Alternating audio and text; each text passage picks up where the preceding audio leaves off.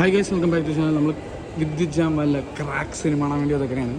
വിദ്യുത് ജാംവാൽ ആരാണെന്ന് അറിയാൻ പാടാത്തവർക്കായിട്ട് ഞാൻ സ്പെഷ്യലായിട്ടൊരു വീഡിയോ ചെയ്തിട്ടുണ്ട്. അത് ഞാൻ ലിങ്ക് ചെയ്തിട്ടേക്കാം, നമ്മൾ കണ്ടു നോക്കിയാൽ മതി. ഇത്ര സിനിമകൾക്ക് ഞങ്ങൾക്ക് 99 ഓഫർ ഉണ്ട് കേട്ടോ. ഏത് സീറ്റ് എടുത്താലും 99 മുകളിൽ 199 റിക്ലൈനർ. അപ്പോൾ വെറും 99 റുപ്പീസ് ഉള്ളൂ കേട്ടോ. ഇപ്പോഴത്തെ ഓഫറാണത്, ഇന്ന് മാത്രമുള്ള ഓഫർ. ടിക്കറ്റ് അപ്പോൾ മെസ്സേജായിട്ട് വരണം. ഇന്ന് പ്രേമലു, പ്രേമയുഗം, അന്വേഷിപ്പിങ് കണ്ടെത്തും, തുണ്ട് എല്ലാം 99 ഉള്ളൂ കേട്ടോ. അപ്പോൾ സ്ക്രീൻ വണ്ണിലാണ് കേട്ടോ. ഞാൻ ഈ പറഞ്ഞ സിനിമകൾക്ക് മാത്രം ഓഫറുള്ള, അതും ഫുൾ ഡേ ആണ് കേട്ടോ. ഏത് ഷോ, രാവിലെ തൊട്ട് രാത്രിയുള്ള ഏത് ഷോ 99 റുപ്പീസേ ഉള്ളൂ. അതിപ്പോൾ 4K ഡോൾബി അറ്റ്മോസ് സ്ക്രീനായാലും ശരി, സ്ക്രീൻ 1 തൊട്ട് 4DXനും ഇന്ന് ഓഫറുണ്ട്. 4DXന് 199, മാഡം വെബും 229, 3Dക്ക് നമ്മുടെ ഫൈറ്ററിനും അവൈലബിൾ ആണ്. ബാക്കിയുള്ള സിനിമകൾക്കൊന്നും ഓഫറില്ല, പക്ഷേ അടിപൊളി ഓഫറാണ്. രാവിലെ തൊട്ട് രാത്രിയുള്ള ഏത് ഷോ എടുത്താലും 99 റുപ്പീസ് വരുന്നുള്ളത്. നിങ്ങൾക്കറിയാലേ, എനിക്ക് ഏറ്റവും ഇഷ്ടമുള്ള തിയേറ്റർ വനിതയാണ്. പിന്നെ നമ്മുടെ ഇപ്പോൾ ഫോട്ടോച്ചിലുള്ള ജി സിനിമാസ്. പക്ഷേ എന്താ പ്രശ്നം എന്ന് വെച്ചാൽ ഇവിടെ ഒന്നും അങ്ങനെ ഷോ ഇല്ല. വനിതയുടെ ഒറ്റ ഷോ ഉള്ളൂ. പക്ഷേ പ്രശ്നം എന്ന് വെച്ച് കഴിഞ്ഞാൽ ഞാൻ നോക്കിയപ്പോൾ ഒറ്റ ആളും ടിക്കറ്റ് ബുക്ക് ചെയ്തിട്ടില്ല. അതുകൊണ്ട് ഷോ ക്യാൻസൽ ചെയ്യാനുള്ള ചാൻസ് ഉണ്ട്. ഇവിടെ കുറച്ചധികം പേര് ബുക്ക് ചെയ്തിട്ടുണ്ട്. അപ്പോൾ ഷോ ക്യാൻസൽ ആകത്തില്ല. അത് ഓർത്തിട്ട് ഞാൻ പിന്നെ ഇന്ന് ഓഫറുണ്ട് എല്ലാം ഉള്ളതുകൊണ്ട് ഞാൻ പിന്നെ എന്നാണ് വിചാരിച്ചത് ഇവിടെ തന്നെ വരാമെന്നുള്ളത്. ക്രാക്ക് സിനിമ കണ്ടപ്പോൾ വീട്ടിലെത്തി. ആദ്യം തന്നെ എനിക്ക് ഇഷ്ടപ്പെട്ട കാര്യങ്ങളൊക്കെ ഒന്ന് പറയട്ടെ കേട്ടോ. അർജുൻ രാംപാൽ, വിദ്യുത് ജാംവാൽ, കേൾക്കാൻ നല്ല രസമില്ലേ? നല്ല റൈമിങ് ആയിട്ടിരിപ്പുണ്ട്. രണ്ടുപേരുടെ ആക്ഷൻ ഒരു രക്ഷ ഉണ്ടായിരുന്നില്ല. രണ്ടാമത്തെ കാര്യം അത് തന്നെയാണ്, ആക്ഷൻ സീക്വൻസസ്. ഒരു രക്ഷയില്ലാത്ത ആക്ഷൻ സീക്വൻസസ് ആണ്, പറയാതിരിക്കാൻ വയ്യ. തിയേറ്ററിൽ പോയി കണ്ടാലേ അത് എൻജോയ് ചെയ്യാൻ പറ്റുള്ളൂ. എന്തായാലും കട്ടക്കിടിലൻ ആക്ഷൻ സീക്വൻസസും. അടുത്ത കാര്യം അതായിട്ട് ബന്ധപ്പെട്ട സംഭവം തന്നെയാണ് സിനിമാറ്റോഗ്രാഫി. ഈ ആക്ഷൻ സീക്വൻസസ് എടുത്തു വെച്ചിരിക്കുന്ന രീതി വേറെ ലെവലായിട്ട്. ഒരു ഇന്ത്യൻ സിനിമ എന്നുള്ള രീതിയിൽ വേണം നിങ്ങൾ ഇത് കണക്കാക്കാൻ. ഒരു ഇന്ത്യൻ സിനിമയുടെ ആക്ഷൻ സീക്വൻസസ് വെച്ച് നോക്കുമ്പോൾ അടിപൊളിയായിട്ട് എടുത്തു വെച്ചിട്ടുണ്ട്. ഇത്രയും കാര്യങ്ങളാണ് എനിക്ക് ഭയങ്കരമായിട്ട് ഇഷ്ടപ്പെട്ടത്. പിന്നെ നല്ല പഞ്ചി ആയിട്ടുള്ള ബാക്ക്ഗ്രൗണ്ട് മ്യൂസിക് ആയിരുന്നു. പക്ഷേ അതിൽ വേറൊരു വശം കൂടിയുണ്ട്, അത് ഞാൻ ബാക്കി പറയാം.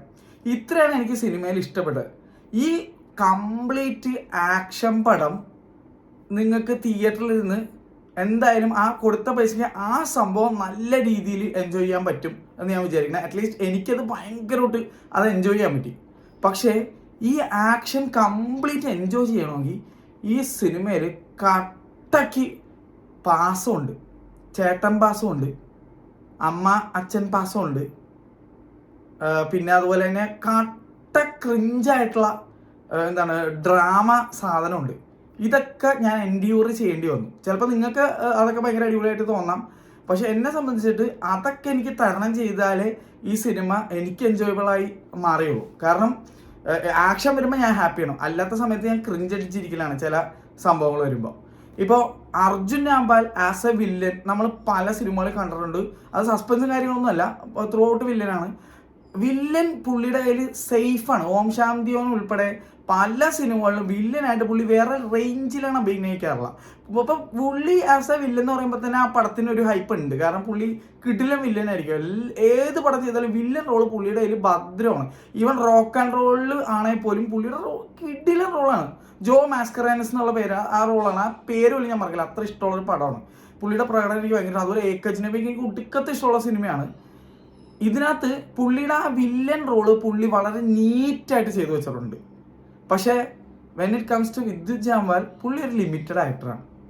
അർജുൻ രാംപാൽ ഒരു വേറെ ലെവൽ ആക്ടറാണെങ്കിൽ വിദ്യുത് ജാംവാൽ ഒരു ലിമിറ്റഡ് ആക്ടറാണ്. അപ്പോൾ പുള്ളിയുടെ പണി എന്ന് പറഞ്ഞാൽ ഇടി പെരുന്നാൾ ആക്ഷൻ സീക്വൻസാണ്. അത് പുള്ളി നല്ല വൃത്തിക്ക് ചെയ്തു വെച്ചിട്ടുണ്ട്. പക്ഷേ ചില സീക്വൻസസ് വരുമ്പോൾ പുള്ളിയുടെ ആ ലിമിറ്റഡ് ആക്ടിങ് എനിക്ക് ശരിക്കും ഫീൽ ചെയ്തു. ഈവൻ പുള്ളി ഒരു ലിമിറ്റഡ് ആക്ടർ എന്നുള്ളത് എൻ്റെ വ്യക്തിപരമായ അഭിപ്രായം മാത്രമുണ്ട്. ചിലപ്പോൾ നിങ്ങൾക്ക് അങ്ങനെ അല്ലായിരിക്കാം. എൻ്റെ മനസ്സിൽ പുള്ളി ഒരു ലിമിറ്റഡ് ആക്ടറാണ്. ഞാൻ പുള്ളിയുടെ സിനിമ കാണാൻ പുള്ളിയുടെ മറ്റേ ഭാവാഭിനയോ അല്ലെങ്കിൽ അവാർഡ് വിന്നിങ് ആക്ടിങ് പെർഫോമൻസ് കാണാനൊന്നുമല്ല, നല്ല പെരുന്നാൾ ഇടിയും നല്ല കിടിലൻ ആക്ഷൻ കാണാനാണ് ഞാൻ പോണത്. അപ്പോൾ പുള്ളിയെയും അർജുൻ രാംപാലിൻ്റെയും സൈഡിൽ ഐ ആം വെരി കൺവിൻസ്ഡ്. കാരണം ഞാൻ അർജുൻ രാംപാലിൽ നിന്ന് ഒരു നല്ല വില്ലനെ പ്രതീക്ഷിച്ചു. ആ വില്ലനെ അത്യാവശ്യം എനിക്ക് കിട്ടി. അർജുൻ രാംപാലും കിടിലനായിട്ട് ആക്ഷൻ ചെയ്തു വെച്ചിട്ടുണ്ട്. എല്ലാ ഫൈറ്റ് സീക്വൻസും അടിപൊളിയായിട്ട് പുള്ളി ചെയ്തിട്ടുണ്ട്.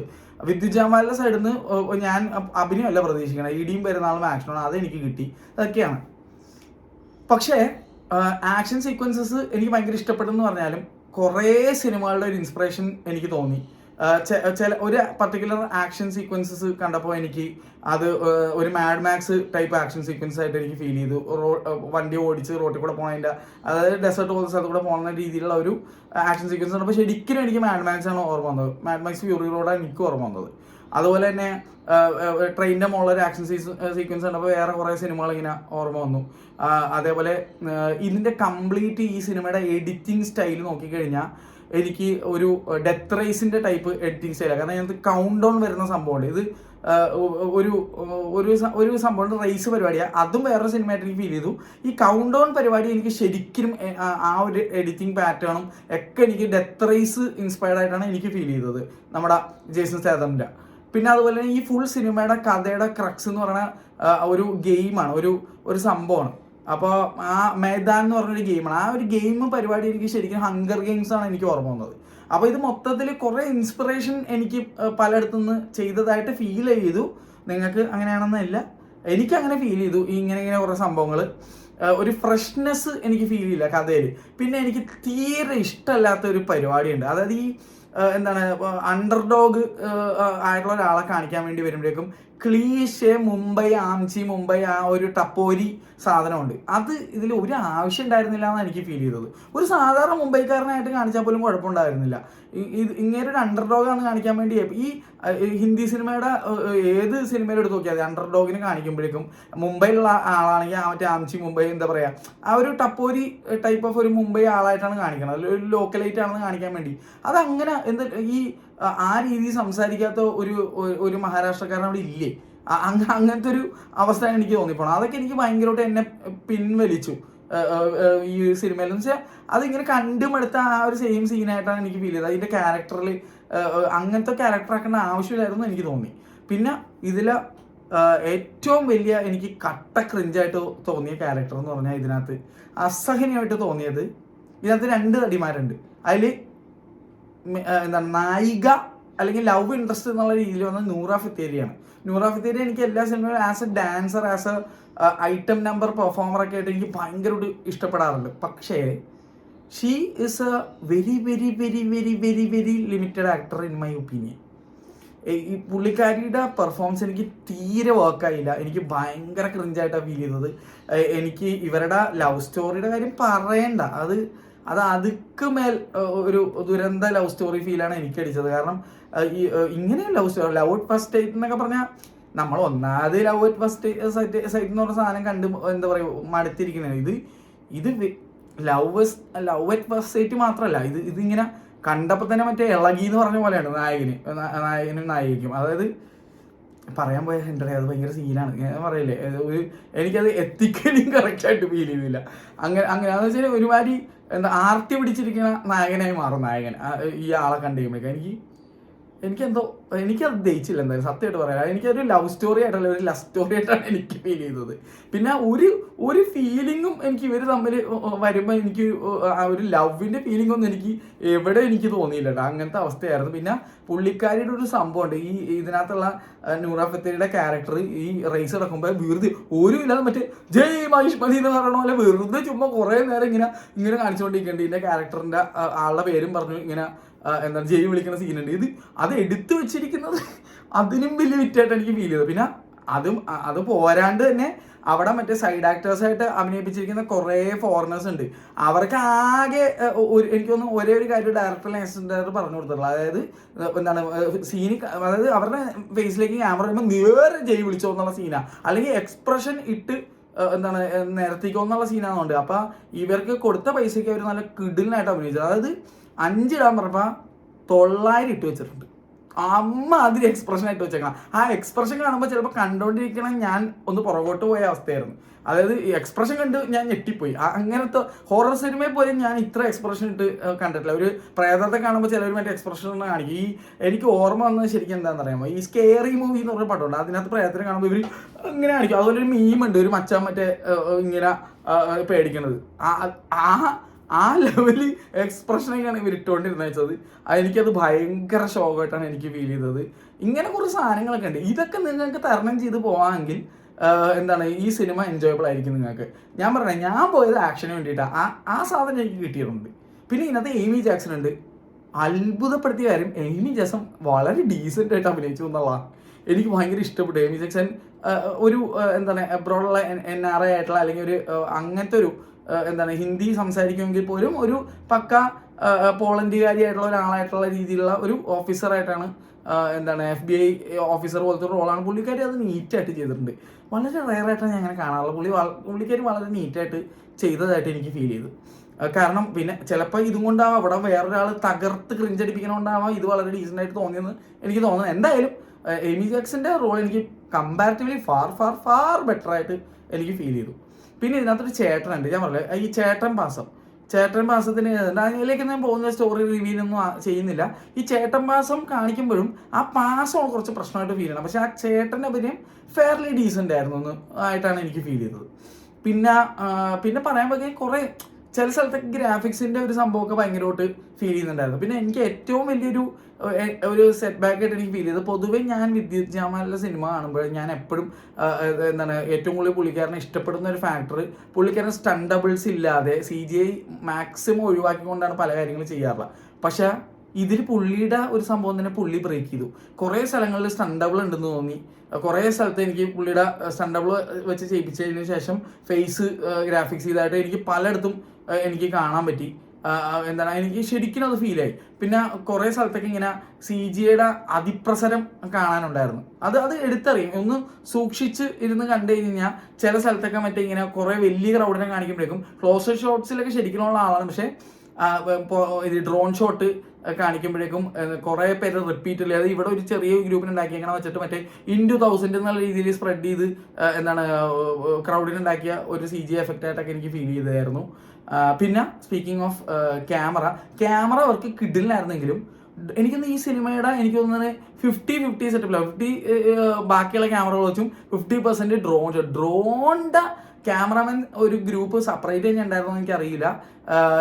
എന്തായാലും ഡ്രോൺ ഇവർ കുറേ പറത്തിയിട്ടുണ്ട്. ഈ സിനിമയുടെ പാതി ഭാഗം ഇരിക്കുന്ന ഒരു ഡ്രോൺ വെച്ചെടുത്തിട്ടുണ്ട്. ഡ്രോൺ ഇങ്ങനെ, അതായത് ഈ സിനിമയിലെ ക്യാമറ മറ്റേ സിനിമ ഓക്കെ പാതി സാധനം നമുക്ക് ക്യാമറ വെച്ച് കൊടുക്കാം, പാതി പടം നമുക്ക് ഡ്രോണിലെടുക്കാം. ആ മൈൻഡിലെടുത്തേക്കുന്നതുകൊണ്ട് എന്തോരം ഡ്രോൺ ഷോട്ട്സാണ് എടുത്തു വെച്ചിരിക്കുന്നൊക്കെ കിടിലുണ്ട്. അത് വേറെ കേസ്. പക്ഷെ ഡ്രോൺ ഷോട്ട് മറ്റേ ഡ്രോണിൻ്റെ ഒരു കടുത്ത ആരാധകനാണ് ക്യാമറ എന്ന് എനിക്ക് ഫീൽ ചെയ്തത്. അല്ലെങ്കിൽ അസിസ്റ്റന്റ് ക്യാമറ അല്ലെങ്കിൽ വേറെ ടീമിനെ തന്നെ ഇതിനു വേണ്ടി കൊണ്ടുവന്നാണെന്ന് എനിക്കറിയില്ല. എന്തായാലും ഡ്രോൺ ഷോട്ടിൻ്റെ ബഹളമാണ്. എടുത്തു വെച്ചിരിക്കുന്നതൊക്കെ കിടിലാണ് ഡ്രോൺ ഷോട്ട്, അത് പറയാതിരിക്കാൻ വയ്യ.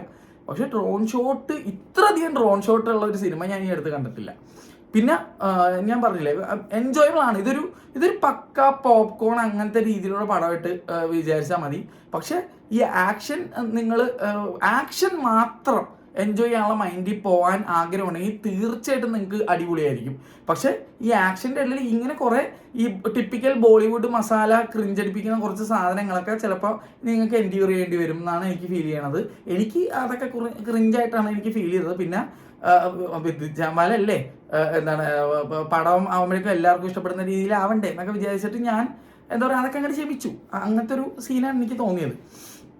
എന്തായാലും പക്ഷേ എക്സ്പ്രഷൻ ഇടല്ലേ അവർക്ക് എന്താ പറയുക ഒരു $100 വേണമെങ്കിൽ കൂടുതൽ കൊടുക്കാം. കാരണം അമ്മാരി എക്സ്പ്രഷൻ ഇട്ട് വെച്ചിട്ടുണ്ട് ഈ ബാക്ക്ഗ്രൗണ്ട് ആക്ടേഴ്സൊക്കെ. ഒരു രക്ഷയില്ലായിരുന്നു. ഇതൊക്കെയാണ് എനിക്ക് സിനിമയെ പറ്റി തോന്നിയത്. എന്തായാലും എന്താണ് ഇത് ജാമാലിലെ ഏറ്റവും നല്ല സിനിമയായിട്ടോ അല്ലെങ്കിൽ പുള്ളിയുടെ ഏറ്റവും മെമ്മറബിൾ മൂവി ആയിട്ടൊന്നും ഞാൻ ഒരിക്കലും എൻ്റെ മനസ്സിൽ പടം വെക്കുമെന്ന് എനിക്ക് തോന്നുന്നില്ല. പക്ഷേ four the action you should watch it in theatres. കാരണം ഈ ആക്ഷൻ അത്ര അടിപൊളിയായിരുന്നു. അതുകൊണ്ട് നമുക്കത് തിയേറ്ററിൽ കണ്ടാലേ അതിൻ്റെ ഒരു രസം വരുള്ളൂ. അൺഫോർച്ചുനേറ്റ്ലി വനിതയിൽ സ്ക്രീൻ 3-ലോ അല്ലെങ്കിൽ റേസർ പ്രൊജക്ഷനുള്ള സ്ക്രീനിലോ ഒന്നും ഈ സിനിമ ഉണ്ടായിരുന്നില്ല. ആകെ ഉണ്ടായിരുന്ന 2K മറ്റേ പ്രൊജക്ഷനിലുള്ള തിയേറ്ററിലായിരുന്നു. അതിലാണെങ്കിൽ ഒറ്റ ആൾ പോലും ടിക്കറ്റ് എടുക്കാഞ്ഞുകൊണ്ട് എനിക്ക് ആ ഷോയ്ക്ക് പോകാൻ പേടിയായിരുന്നു. കാരണം ചെന്നല്ല എങ്ങാനും കഴിഞ്ഞിട്ട് എന്താണ് ഷോ ക്യാൻസൽ ചെയ്യുന്ന പറഞ്ഞാൽ എനിക്ക് ഇതും കാണാൻ പറ്റാത്ത അവസ്ഥ. കാരണം ലുലു PVRലുള്ള സ്ക്രീനിലുള്ള ഈ ഷോ 12:45 വൈകുന്നേരത്തിലുള്ള 1 o'clock ഉച്ചയ്ക്ക്. അതുകൊണ്ട് മറ്റേത് എനിക്ക് കിട്ടിയില്ലെങ്കിൽ ഇത് കാണാൻ പറ്റാത്ത അവസരം പിന്നെ ഞാൻ 4:30 അതിന് ശേഷമൊക്കെ ഷോളിൽ അത് തിരിച്ചാൽ വീണ്ടും ഞാൻ PVRലേക്ക് വരേണ്ടി വരും. അതുകൊണ്ടാണ് റിസ്ക് എടുക്കാതിരിക്കാനായിട്ട് ഞാൻ PVR ബുക്ക് ചെയ്തത്. എന്തായാലും സ്ക്രീൻ വണ്ണുള്ള സൗണ്ടൊക്കെ നല്ലതായിരുന്നു. പിന്നെ ഞാൻ ഒരു കാര്യം കൺഫേം ചെയ്തു. ഞാൻ അവിടുത്തെ സ്റ്റാഫിനോട് ഞാൻ ചോദിച്ചു എന്തുകൂടെ പെട്ടെന്ന് ഞാൻ അനിമൽ കാണാൻ പോയ ടൈമിൽ എനിക്ക് ഭയങ്കര ക്ലാരിറ്റി ഫീൽ ചെയ്തിട്ടുണ്ടായിരുന്നു.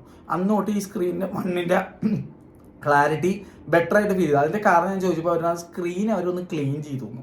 അപ്പോൾ ഈ പഴക്കം ചെല്ലുന്നതോറും ഈ ഫംഗൽ പ്രോബ്ലം സ്ക്രീനിൽ വരാൻ സാധ്യതയുണ്ട്. അത് ഇതിനു മുന്നേ PVRൽ വന്നിട്ടുണ്ട്. ഇപ്പം അത് ക്ലീൻ ചെയ്തുകൊണ്ടാണ് സ്ക്രീൻ നല്ല ബ്രാൻഡ് ന്യൂ പോലെ ഫീൽ ചെയ്യുന്നുണ്ട്.